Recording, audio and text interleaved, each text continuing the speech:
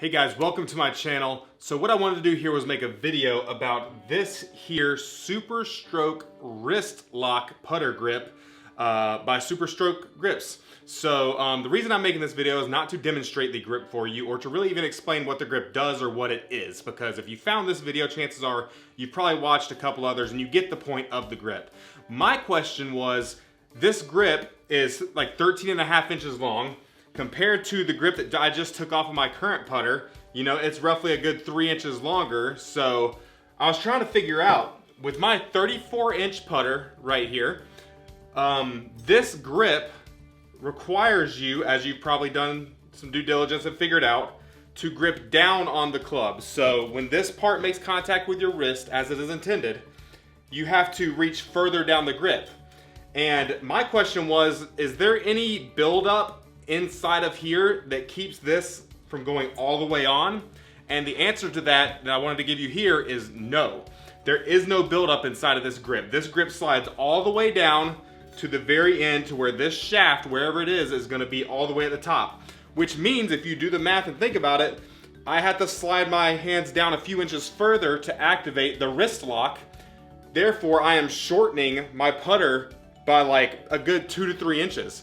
So I didn't want to do that, and so when I ordered it, I checked that out. I confirmed that it didn't have any kind of buildup, and so what did I do? I got one of these 0.58 shaft extensions. That's the word I was looking for. So get yourself, depending on, make sure and confirm the size of the shaft of your putter. Mine's 0.58, so I got one of these to put into the end of my putter so that I could trim this down to the length I wanted. Now, what I've kind of decided is that based upon where this original grip was, and it's a 34-inch putter, so that was pretty comfortable.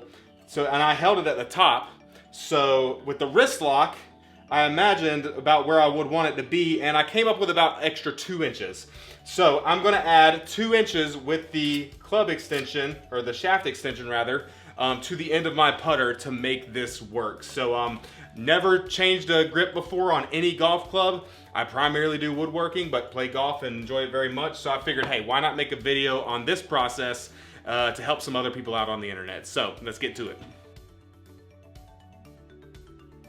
All right, so just a few things that you're gonna need to do this fun little project. So some tape. This is standard grip application tape.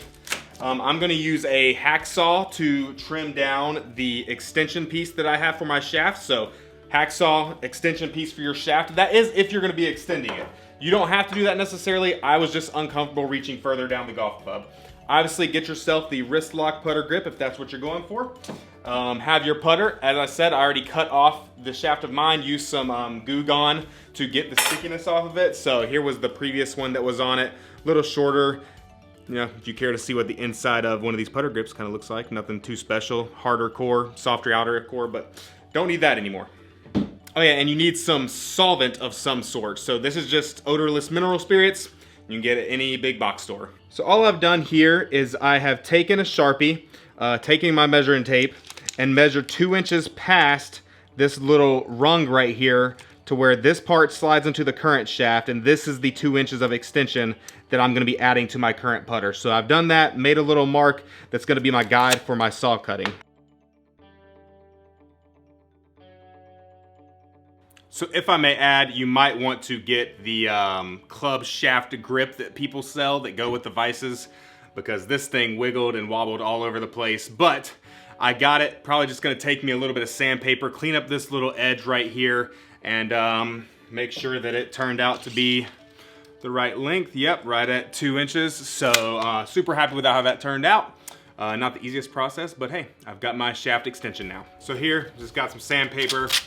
I'm gonna kind of knock down some of those rough edges from the saw cutting off. Didn't need to drop that. From the saw cutting off. That is much, much better. So, all right, so now that I have this cut down, sanded down, all set to go, I'm gonna slide it in. As mentioned, I'm not gonna do any form of adhesive material to hold this in there. Obviously the tape is gonna be over top of it, and the grip is gonna be on it, and once that all dries, there's no way this is budging or coming out. So not gonna worry about any of those extra things. So like I said, you'll need some golf grip tape. I just got this off Amazon, I believe. It was like $8 for 13 or something of that nature. So peel off the first little layer, make sure this is all the way in, and then you're gonna put this down so that there's like about 1/4 of an inch hanging off of the edge at the end. So you can take off these extra little pieces of tape now, and there you have it. So the grip tape's on, take that excess on the end, just kind of fold it down and in. You can face on the inside, just like that. Looks like we're good to go. So now that's pretty sticky. And so if you've never re-gripped clubs before, know this, you need a solvent. So I put mineral spirits into a little spray bottle here. And then, so pretty much all you really need to do in this regard is spray down the grip that is on here now. So this is gonna allow the new grip to slip on over top of the sticky material. So just be aware, you know, just kind of get that on there. So that makes that nice and slick. Having some paper towels on standby might be nice as well. And then you want to spray inside of the grip. So I'm gonna spray down in here. Do that. Shake it around a little bit. Saw this in a few videos. Let it run out over the club grip. So cool. So we got solvent inside of our new grip and solvent all over the current shaft and new tape. So with this grip, remember, this is the front face of the putter. The wrist lock goes facing the same direction that you are putting. So if I kind of back up here a little bit, you can see, so I've got the direction I'm putting. The wrist lock goes right there. Slide this right on top. All right, I think that might be it. Heard give a few taps on the floor or on a surface, make sure you're all the way down. That seems about right. Let me go take my club head off club head off. And then just make sure that this is lined up with my target line. So I can tell them a little bit off. That looks pretty good, gotta say. Well, there you have it. The new grip is on. As you can see, face of the putter and the wrist lock going off the same direction. So and now you can see the benefit of that extra 2 inches I added. This is the same place I would have gripped my 34-inch putter, but now I added that 2 inches for this excess right here. And as I mentioned before, that is not built into the grip.